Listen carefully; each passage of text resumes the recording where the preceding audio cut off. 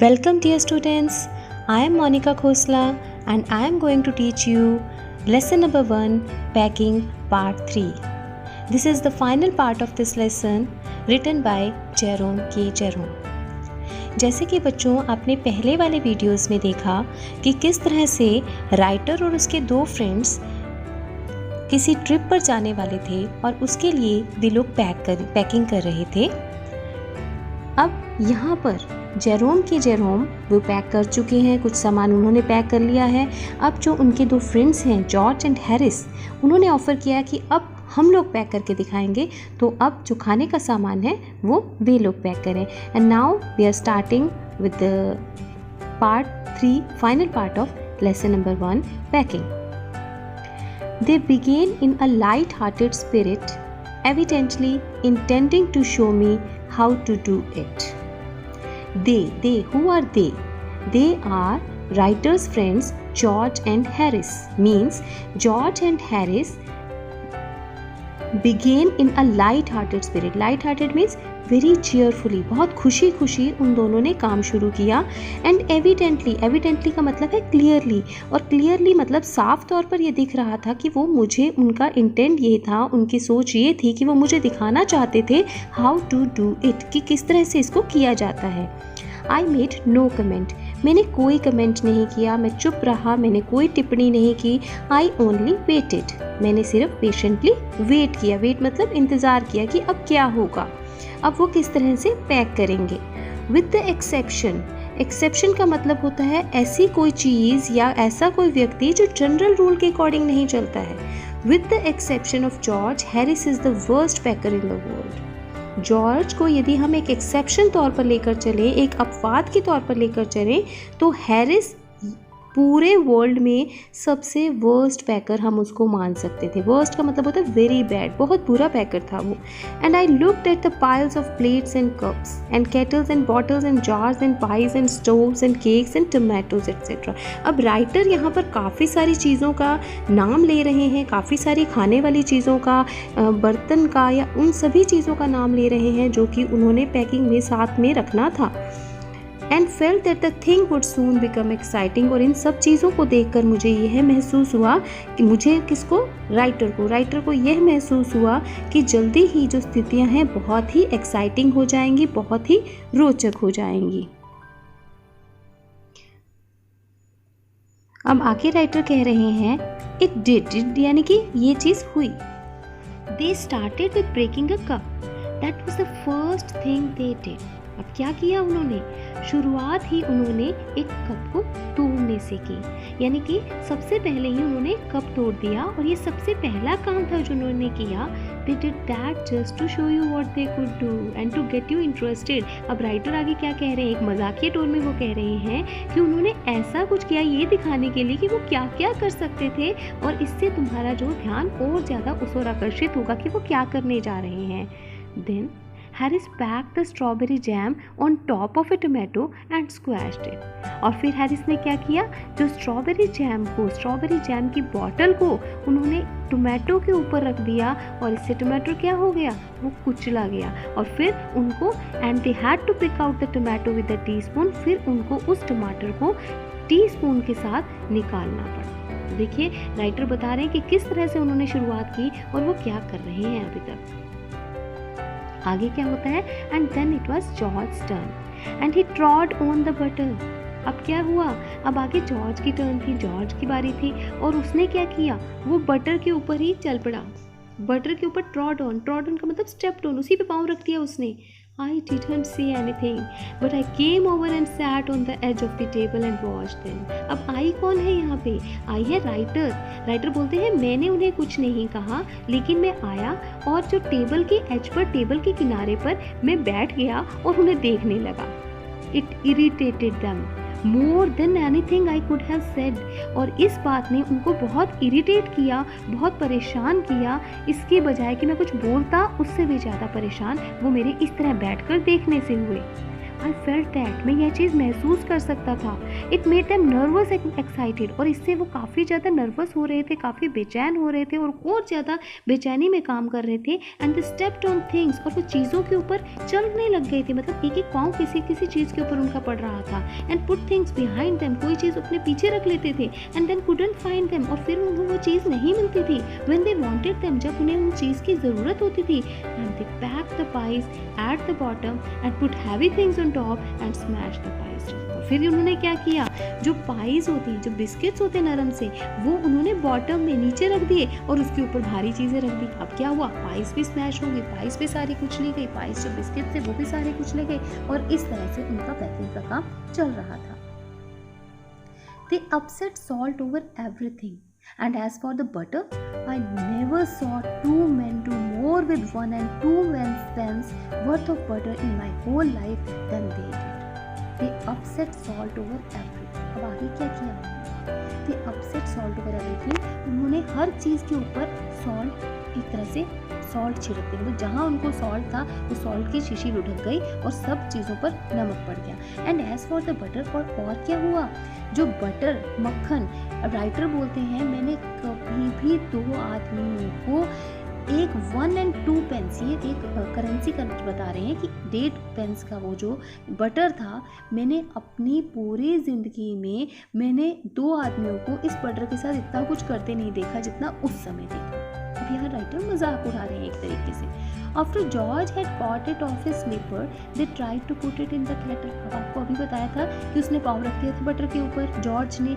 अब जॉर्ज ने अपने चप्पल से उसको निकाला और फिर उसको केटल में डालने की कोशिश की। It would not go in, वो अंदर नहीं गया। And what was in would not come out, और जो चीज़ बाहर थी वो बाहर नहीं आ सकी। They did scrape it out at last, put it down on a chair. अब वो बड़ी मुश्किल से डालने लगे थे लेकिन डला नहीं। फिर उन्होंने क्या किया, आखिर में उसको स्क्रैप किया, यानी कि खींचा उसको आखिरकार, और फिर उसको चेयर के ऊपर रख दिया, कुर्सी के ऊपर रख दिया, और अब उस पर हैरिस बैठ गया। And it stuck to him, और ये उसके साथ चिपक गया जो बटर था। And they went looking for it all. अब वो क्या कर रहे हैं, बटर हैरिस के पीछे लग गया है और वो सारे कमरे में उसको ढूंढते फिर रहे हैं। लुकिंग फॉर का मतलब ढूंढना। I will take my oath, I put it down on that chair, said George, staring at the empty seat. और मैं कसम उठाता हूँ, जॉर्ज बोलते हैं कि मैं कसम उठाता हूँ, मैंने इसे उसी चेयर पर रखा था। Staring at the empty seat, और वो उस खाली सीट को घूरने लगा। अब हुआ क्या था, वो हैरिस के पीछे लग गया था। I saw you do it myself not a minute ago. अब हैरिस भी आगे से बोल रहा है, I saw, मैंने देखा था, मैंने खुद ही देखा था कि 1 मिनट पहले ही तुमने उसे वहाँ रखा था। Then they started round the room again, looking for it, and then they met again in the center and stared at one another. अब वो सारे कमरे में राउंड लगाने लगे, चक्कर लगाने लगे, इसको लुकिंग फॉर, अभी मतलब समझा है, लुकिंग फॉर का मतलब ढूंढना। उसको ढूंढते हुए वह उसको सारे कमरे में वो चारों ओर चक्कर लगाने लगे। And then they met again in the centre, और फिर से सेंटर में बीच में एक जगह फिर मिल गए और एक दूसरे को उन्होंने स्टेयर किया। स्टेयर मतलब घूरा या देखा। Most extraordinary thing I ever heard of, said George. George क्या बोल रहे हैं, मोस्ट एक्स्ट्राऑर्डिनरी थिंग, ये काफ़ी ज़्यादा एक्स्ट्राऑर्डिनरी थिंग है, बहुत ज़्यादा मतलब असाधारण बात है। मैंने कभी भी ऐसी बात नहीं देखी कि अभी चीज़ रखी और अभी गायब हो गई। सो मिस्टीरियस, सेड हैरिस। अब हैरिस आगे से क्या बोल रहे, काफ़ी मिस्टीरियस बात है। मिस्टीरियस का मतलब होता है कोई भी ऐसी चीज़ जिसको समझना बहुत ज़्यादा मुश्किल है या असंभव है, या उसको एक्सप्लेन करना बहुत मुश्किल है, या आइडेंटिफाई करना बहुत मुश्किल है। तो अब हैरिस बोल रहे हैं सो मिस्टीरियस, कितनी मिस्टीरियस बात है, कितनी रहस्यमयी बात है। Then George got round at the back of Harris and saw it. अब जॉर्ज जब घूमने लगा तो वो हैरिस के बैक पर आया और उसने उसको वहीं पर देखा। किसको देखा, बटर को देखा। Why? Here it is all the time, he exclaimed indignantly. अब जो जॉर्ज हैं वो बहुत ज़्यादा गुस्से में बोल रहे हैं। indignantly का मीनिंग होता है in a manner indicating anger or annoyance at something perceived as unfair. ऐसी कोई चीज़ जो कि सही नहीं लगती और उस पर बहुत ही गुस्सा आता है। Why here it is all the time? उसने क्या बोला, ये तो यहीं पर था सारा समय। Where? cried Harris, spinning around. और वो बिल्कुल ऐसे घूमने लगा हैरिस और कहने लगा कहाँ। Stand still cantt you, road George flying after him. अब जॉर्ज क्या बोल रहे हैं, काफ़ी ज़ोर से गुर्रा रहे हैं, यहीं खड़े रहो, क्या तुम नहीं हो सकते? And they got it of and packed it in the T pot. After all उन्होंने उस बटर को वहाँ से उतारा हैरिस के पीछे से और इसको टी पॉट में पैक कर दिया। Now next, मॉन्टमोरेंसी was in it all of course. जैसे कि स्टार्टिंग में बताया गया था कि मॉन्टमोरेंसी इनका एक डॉग था, एक पेट डॉग था, उसके बारे में वाकई ये बता रहे हैं। मॉन्टमोरेंसी was in it all of course, मतलब कि निसंदेह बेशक मॉन्टमोरेंसी भी इन सभी में था। मतलब ये जो सारा वाकया हो रहा था उसमें मॉन्टमोरेंसी भी वहीं पे था। Montmorency's ambition in life is to get in the way and be sworn at if he can swarm in anywhere where he particularly is not wanted and be a perfect nuisance and make people mad and have things thrown at his head, then he feels his day has not been wasted. अब मॉन्टमोरेंसी की character की कुछ speciality बता रहे हैं। मॉन्टमोरेंसी की जो जिंदगी में, अकॉर्डिंग टू राइटर, मॉन्टमोरेंसी की जो जिंदगी में एम्बिशन है, महत्वाकांक्षा थी, वो ये थी कि वो लोगों के रास्ते में आ जाता था। एंड बी स्वॉन एट, और वो जब उसको स्वॉन एट मतलब उसको कुछ गुस्सा, एंड स्वॉन एट का मीनिंग होता है गेट स्कॉल्डेड, मतलब उसको गुस्सा किया जाना। जब उसको गुस्सा किया जाता था इफ, तब भी वो उसका मतलब उसका जब तक वो गुस्सा ना कर दो तब तक वो सबके रास्ते में आता था। If he can swam, swam का मतलब स्वॉम है। If he can swam, swam का मतलब होता है अपनी बॉडी को कुछ अलग तरह से, जैसे डॉगीज ये सब ये मोड़ लेते हैं अपनी बॉडी को, वो उस तरह से if he can swam in anywhere, यदि वो अपनी बॉडी को मोड़ तोड़ के कहीं जा सकता था जहाँ की स्पेशली उसको नहीं जाना चाहिए, जहाँ की वो पर्टिकुलरली वांटेड नहीं था, उसको कोई भी जाना नहीं चाहिए था। एंड बी अ परफेक्ट न्यूइसेंस, और वो किसी के लिए, न्यूइसेंस का मतलब होता है किसी की असुविधा का कारण बनना, और यदि वो किसी के लिए न्यूइसेंस बन सकता था वो वहाँ ज़रूर ही जाता था। एंड मेक पीपल मैड, और लोगों को एक तरह से पागल बना देता था। And have things thrown at his head, then he feels his day has not been wasted, और जब वो बहुत लोग पागल हो जाते थे और चीज़ें उसके ऊपर सिर पर फेंकने लगते थे तब उसे लगता था कि अब मेरा जो दिन है वो वेस्ट नहीं हुआ। इसका कहने का मतलब ये है कि मॉन्टमोरेंसी बहुत नॉटी डॉग था और हर जगह पे वो शरारतें करता था और लोगों को बहुत परेशान कर देता था।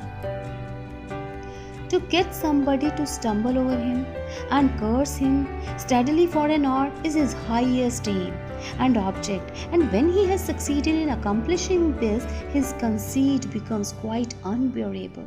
अब क्या बता रहे हैं writer?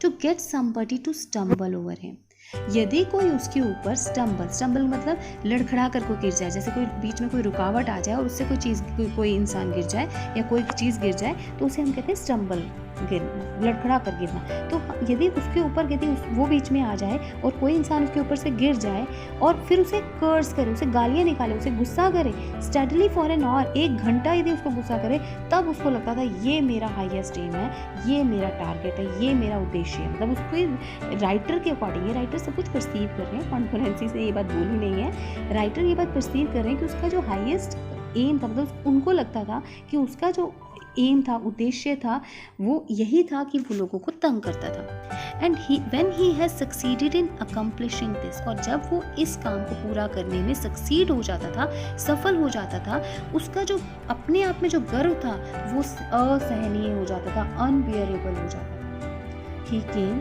And sat down on things, वो क्या करता था, वो आता था और चीज़ों के ऊपर बैठ जाता था। Just when they were wanted to be packed, कब? जब वो उनको पैक करने वाले होते थे। And he labored under the fixed belief that whenever Harris or George reached out their hand for anything, it was his whole damn nose then that they wanted. अब क्या है आगे?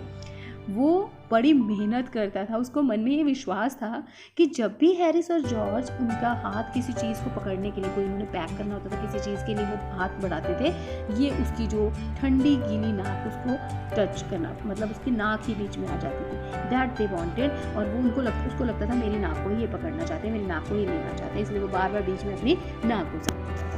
तो ये राइटर बता रहा है कि राइटर बता रहे हैं कि जो मॉन्टमोरेंसी है वो भी बीच में आ रहा था और काफ़ी ज़्यादा नॉटी हरकतें कर रहा था। He put his leg into the jam and he worried the teaspoons and he pretended that the lemons were rats and got into the hamper and killed 3 of them before Harris could land him with the frying pan. अब आगे क्या writer बता रहे हैं, उसने क्या किया, मॉन्टमोरेंसी ने अपनी जो लेग थी, अपना जो पाँव था वो जैम में डाल दिया। अब क्या किया उसने, टीस्पून को वरी यहाँ पर क्या आ जाएगा, किसी चीज़ को छेड़खानी नहीं करना, उसने टीस्पून को सारा बिखरा दिया। एंड ही प्रिटेंडेड, और ऐसा दिखावा किया, ऐसा प्रिटेंडेड का मतलब होता है कि ऐसा दिखाना जैसे कि कोई चीज़ सच्चाई, जबकि ऐसा नहीं है। तो उसने ऐसा दिखावा किया कि जो लेमन्स थे, जो नींबू थे, वो चूहे थे, और फिर इसीलिए वो मतलब मैं चूहे के पीछे भाग रहा हूँ, ऐसा दिखाया मैं तो चूहे के पीछे भाग रहा हूँ, लेमन्स जबकि थी। और फिर वो हैम्पर के में अपने उसने हाथ मिलाना, अपनी चीज़ हैम्पर को देखना शुरू कर दिया। एंड किल्ड 3 ऑफ देम, और ऐसा शो किया जैसे 3 चूहे उसने मार दिए, इससे पहले कि हैरिस ने क्या किया, वो उसको फ्राइंग पैन के साथ हिट कर सकता, लैंड का मतलब उसके ऊपर फ्राइंग पैन मार सकता। Harris said I encouraged him. अब हैरिस ने राइटर पर क्या ब्लेम लगाया कि मैंने उसे बढ़ावा दिया, but I didn't encourage him. लेकिन राइटर क्या कह रहे हैं, वो कह रहे हैं मैंने उसे एनकरेज नहीं किया, मैंने उसे कोई बढ़ावा नहीं दिया। A dog like that doesn't want any encouragement. उस तरह का जो डॉग है, उस तरह का जो कुत्ता है, वो किसी तरह की उसको बढ़ावे की ज़रूरत ही नहीं है। इट इज़ द नेचुरल, ये उसका बिल्कुल ओरिजिनल बिहेवियर है, ये उसका नेचुरल बिहेवियर है, उसका बिल्कुल ही प्राकृतिक बिहेवियर है, that is born in him, जो कि उसके साथ ही बॉर्न है, उसके अंदर ही है, उसके मन में इसी तरह की चीज़ है। And makes him do things like that, और उसका मन, उसका जो नेचर है वो ऐसा ही है, इसीलिए वो इस तरह की चीज़ें करता है। राइटर ये बताना चाह रहे हैं कि मैंने उसको किसी तरह का कोई बढ़ावा नहीं दिया। The packing was done at 12:50 and Harris sat on the big hamper and said he hoped nothing would be found broken. अब जो पैकिंग थी वो 12:50 तक हो गई पूरी, और हैरिस बड़े हैम्पर पर बैठ गया। उसने ये बात बोली कि उसे ये आशा है कुछ भी टूटा हुआ नहीं होगा। अब हैम्पर पर वो बैठ गए थे, और अब जो भी चीज़ उसमें थी उनको अब खुद ही इतना भार उसके ऊपर यदि होगा तो बहुत ही संभावना है कि वो चीज़ टूट जाएगी, लेकिन अभी वो आशा कर रहे हैं। अब जॉर्ज आगे से क्या बोल रहे हैं, George said that if anything was broken it was broken. मतलब बहुत इंडिफरेंटली वो बोलते हैं कि बाई चांस कोई चीज़ टूट भी जाती है तो वो टूट जाती है, उसको छोड़ दो। Which reflection seemed to comfort him, और ये बात ने उसको काफ़ी ज़्यादा मतलब आराम दिया कि जब बहुत ही वो तटस्थ भाव से उसने बोला कि इट्स ओके, यदि टूट जाती है तो ठीक है। He also said he was ready for bed. उन्होंने ये भी बोला उसने कि वो अब सोने के लिए तैयार है। We were all ready for bed, और हम सभी सोने के लिए तैयार थे। Harris was to sleep with us that night and we went upstairs. अब हैरिस ने भी हमारे साथ ही रात को सोना था, और हम फिर ऊपर वाले कमरे में चले गए। We tossed for beds and Harris had to sleep with me. और फिर हमने बेड्स के लिए थोड़ा हमारा हुआ कि कौन सी जगह पर कौन सोएगा, and Harris had to sleep with me, और हैरिस को मेरे साथ सोना पड़ा। He said do you prefer the inside or the outside? जे मतलब जरूर, कि तुम अंदर की ओर सोना चाहोगे या बाहर की ओर? I said I generally prefer to sleep inside a bed, कि मैं अंदर की ओर अपनी किसी बेड पर मैं सोता हूँ, तो मैं जनरली सामान्य तौर पर मैं प्रेफर करता हूँ, मैं इस बात को प्रेफरेंस देता हूँ कि मैं बेड के अंदर की साइड सोना चाहता हूँ। Harris said it was odd. अब हैरिस हैरान हो रहे हैं, वो कहते हैं ये तो बहुत ही ऑड, बहुत ही हैरानी वाली बात है। George said what time shall I wake you fellows. अब जॉर्ज क्या पूछ रहे हैं कि किस समय मैं तुम्हें जगाऊं? Harris said 7। I said no 6 because I wanted to write some letters, क्योंकि मुझे कुछ लेटर लिखने थे। Harris and I had a bit of row over it. अब एक छोटा सा आर्ग्यूमेंट, छोटा सा हमारे में विवाद हो गया हैरिस और मेरे बीच में, लेकिन फिर लास्ट में जो लास्ट स्प्लिट द डिफरेंस का मतलब होता है कि वो बीच रास्ते में मान गए। मतलब 6 को उसने बोला था, 7 को बोला था हैरिस ने, तो दोनों के बीच में वो 6:30 पर वो रेडी हो गए, वो एग्री हो गए कि हम 6:30 पर उठेंगे। एंड सेड 6:30 मतलब 6:30 पर उठ जाएंगे। वेक अस एट 6:30 जॉर्ज। अब हमने क्या बोला कि हमें 6:30 पर जगा देना George. George made no answer and we found on going over that he had been asleep for some time. और जॉर्ज ने कोई आंसर नहीं दिया, और जब हमने ये पाया और हमने देखा कि वो तो काफ़ी टाइम से सो चुका था। So we placed the bath where he could tumble into toilet on getting out in the morning and went to bed. और फिर हमने क्या किया, एक बाथटब वहाँ पर रख दिया उसके नीचे ही, ताकि वो जब सुबह उठे तो उसी के अंदर लुढ़क के गिर जाए, और फिर जब वो उठे तो वो उसको एंड गेटिंग, जैसे ही वो सुबह उठेगा तो उसी के अंदर लुढ़क के गिर जाए और वहीं पर वो उसका वह नहा ले और उसका बात वहीं पर हो जाए, एंड वेंट टू बेड, और फिर हम इस तरह से सोने चले गए। तो ये थी बच्चों हमारी जो स्टोरी थी पैकिंग। आज इसका फाइनल पार्ट कंप्लीट हो गया है। अब नेक्स्ट पार्ट में हमें इसके सारे क्वेश्चंस आपके साथ डिस्कस करेंगे। And thank you for watching my video, and if you have any of the doubts then you can ask in the comments below.